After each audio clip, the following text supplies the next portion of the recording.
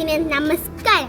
വിശുദ്ധ ബൈബിളിലെ അപ്പോസ്തല പ്രവർത്തനങ്ങൾ എന്ന പുസ്തകത്തിൽ നിന്നും അടർത്തിയെടുത്ത ഒരു സംഭവ കഥ ഞാനിവിടെ അവതരിപ്പിക്കട്ടെ. ക്രൂരനായ ചെന്നായ ആട്ടിൻകുട്ടിയായി മാറിയ കഥ. യൂത മതശാസ്ത്രം മുഴുവൻ പഠിച്ച സാവുൾ ചെന്നായ കണക്ക് ക്രിസ്ത്യാനികളെ ഉപദ്രവിച്ചുകൊണ്ട് ഉന്നതാവാൻ ശ്രമിച്ചു. അവൻ വീടുകൾ തോറും കയറി ചെന്ന് ക്രിസ്ത്യാനികളായ പുരുഷന്മാരെ വലിച്ചേച്ചു കൊണ്ടുവന്ന് തടവറയിലാക്കി. ചിലവരെ കൊല്ലുകയും ചെയ്തു. ആരും അറിയാതെ ഇവയെ കൊന്നൊടുക്കിയാൽ റോമൻ ഭരണകൂടം തന്നെ ശിക്ഷിക്കുമെന്ന് മനസ്സിലാക്കിയ സാവുൾ അധികാരികളിൽ നിന്നും ക്രിസ്ത്യാനികളെ കൊല്ലുവാനുള്ള അധികാര ചീട്ട് കരസ്ഥമാക്കി. ഒരു ദിവസം സാവുൾ ക്രിസ്ത്യാനികൾ തിങ്ങിപ്പാർക്കുന്ന ദമസ്കസിനെ ലക്ഷ്യമാക്കി. ഊരിപ്പിടിച്ച വാളുമായി കുതിരപ്പുറത്ത് കയറി യാത്രയായി. കൂടെ കുറേ ശിങ്കിടികളും. ക്രിസ്ത്യാനികളെ ഈ ഭൂമുഖത്തു നിന്നും തുടച്ചു മാറ്റുക എന്ന ഒരേ ലക്ഷ്യമാണ് അവരുടേത്. ശത്രുക്കളെ സ്നേഹിക്കുകയും പാപികളെ രക്ഷയും ചെയ്യുന്ന യേശു ആകാശത്തിന് കീഴിൽ മാനവരക്ഷയിൽ നൽകപ്പെട്ട ഒരേ ഒരു നാമം. അതില്ലാതാക്കാൻ, അത് തുടച്ചു നീക്കാൻ ആർക്കെങ്കിലും സാധിക്കുമോ? സമരമൂർത്തിയായി പുറപ്പെട്ട സാവുളിന് യേശുവിന്റെ സ്നേഹം കീഴ്പ്പെടുത്തി.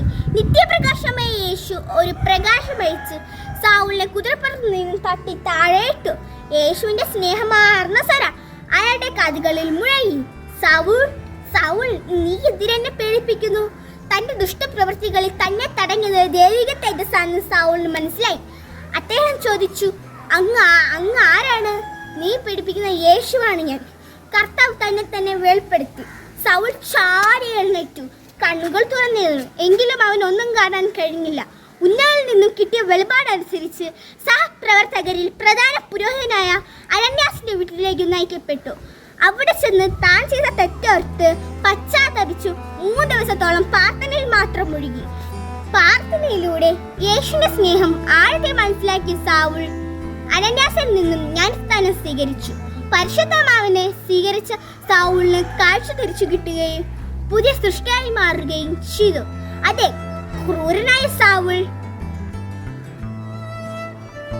മാനസാന്തരത്തിലൂടെ പൗലോസ് എന്ന വിശുദ്ധനായി മാറി. വിശുദ്ധ പൗലോസിന്റെ പിന്നീടുള്ള ജീവിതം യേശുവിന്റെ സ്നേഹത്തിന്റെ പ്രവർത്തനത്തിനായി മാറ്റിവെച്ചു.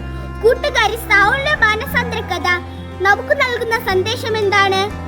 അപ്പോസ്തല പ്രവർത്തനം 16-ാം അധ്യായം 31-ാം വാക്യത്തിൽ വിശുദ്ധ പൗലോസ് ശ്ലീഹ നമ്മോട് പറയുന്നുണ്ട്, നാം ചെയ്ത തെറ്റോർത്ത് പശ്ചാത്തപിച്ച് കർത്താവായ യേശുവിൽ വിശ്വസിക്കുക, നീയും നിന്റെ കുടുംബം രക്ഷ പ്രാപിക്കും.